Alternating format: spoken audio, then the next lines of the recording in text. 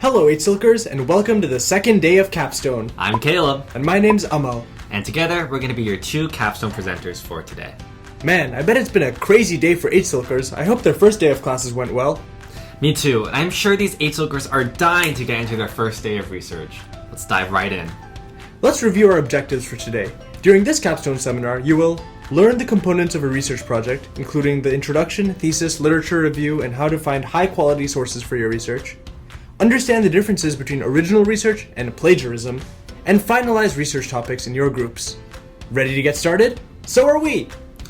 So, hey Amal, I'm a complete novice at this entire research thing.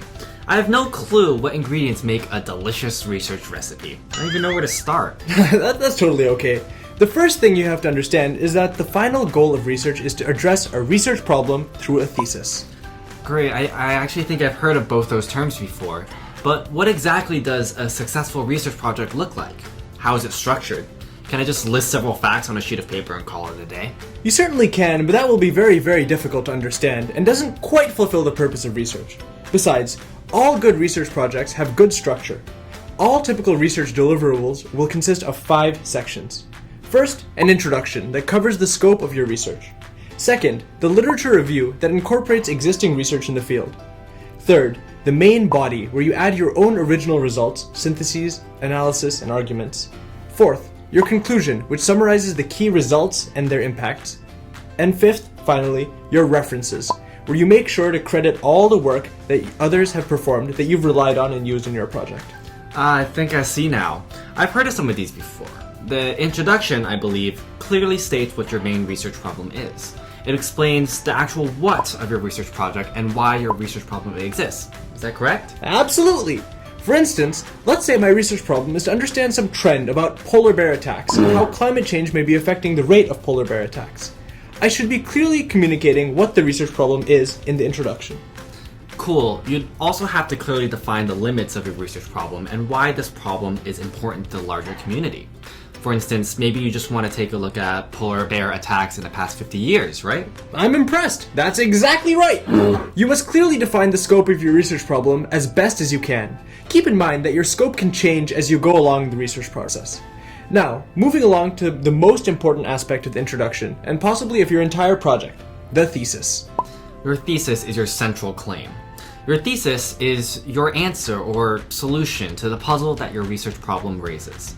Going back to that polar bear example, one potential thesis would be that, say, polar bear attacks in the past 50 years have increased as a result of shrinking sea ice, and it has driven polar bears towards urban centers. Is that correct? That's absolutely correct.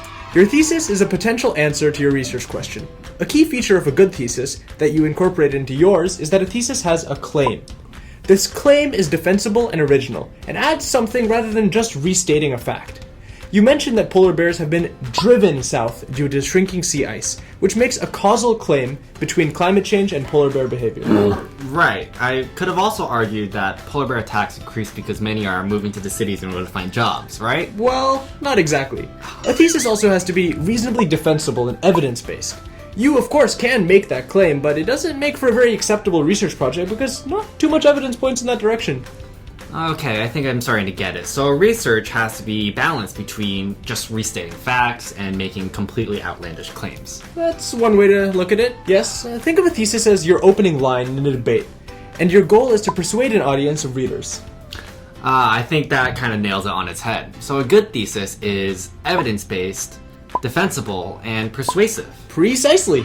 Together, your thesis and your research problem make up your introduction. Great. So let's move on to the literature review. Literature review, is that like, a thing where I just rate Harry Potter books on a scale of 1 to 10? My personal favorite is The Order of the Phoenix. 10 out of 10! Not quite. Now, literature review is where you compile existing information on what is already known. Going back to our polar bear example, you'd review and discuss what is already known about polar bear behavior, climate change, and sea ice annual patterns. I see. So the literature review seems to incorporate knowledge that other researchers have already conducted in the field. I recall that I can also add my own original data and primary sources if I want to enhance my own literature review. Yes, of course, but during Capstone, we don't expect you to generate your own experiments. Good to know, good to know. But hang on. What if I'm doing an arts and humanities research paper? How will that work in terms of literature review? Great question.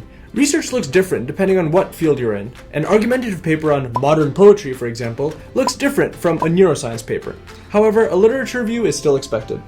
So let's say I were conducting a project on modern poetry, taking your example. I'd at least have to create a lens or some kind of poetry context explaining religious themes through which to review poetry if that's my project. Is that correct? Absolutely! Your literature review won't do so much argumentation as build a context or lens through which you will build your argument.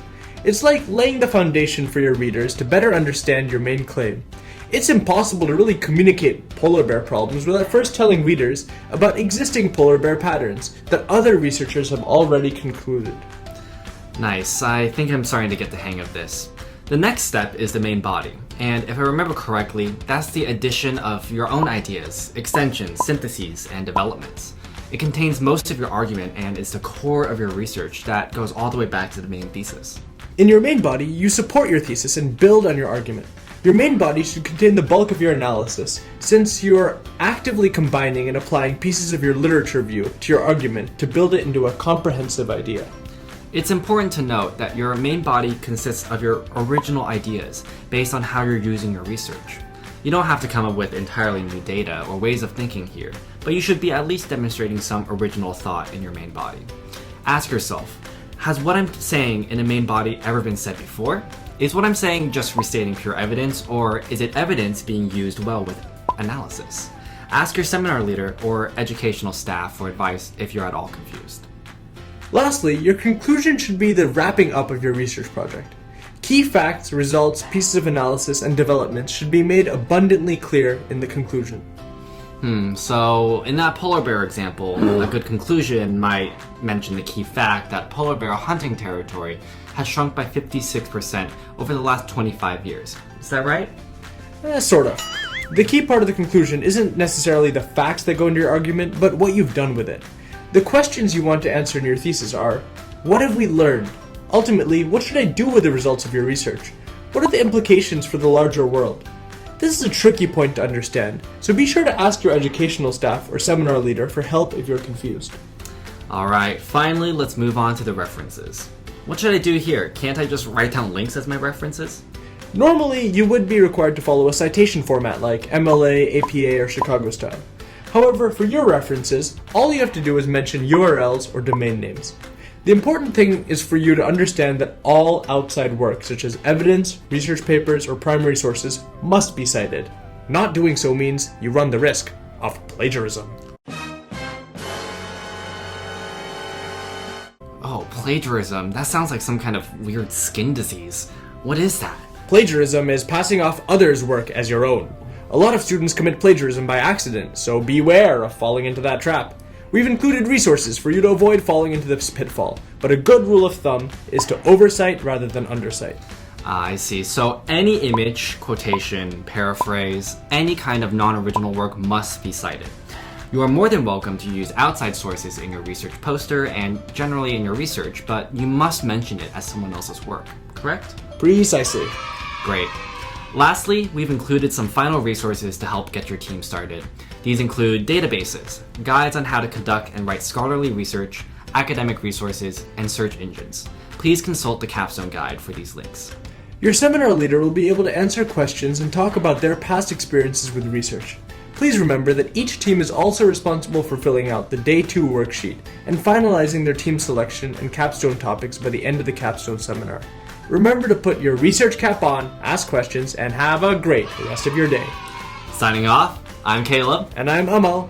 Bye for now.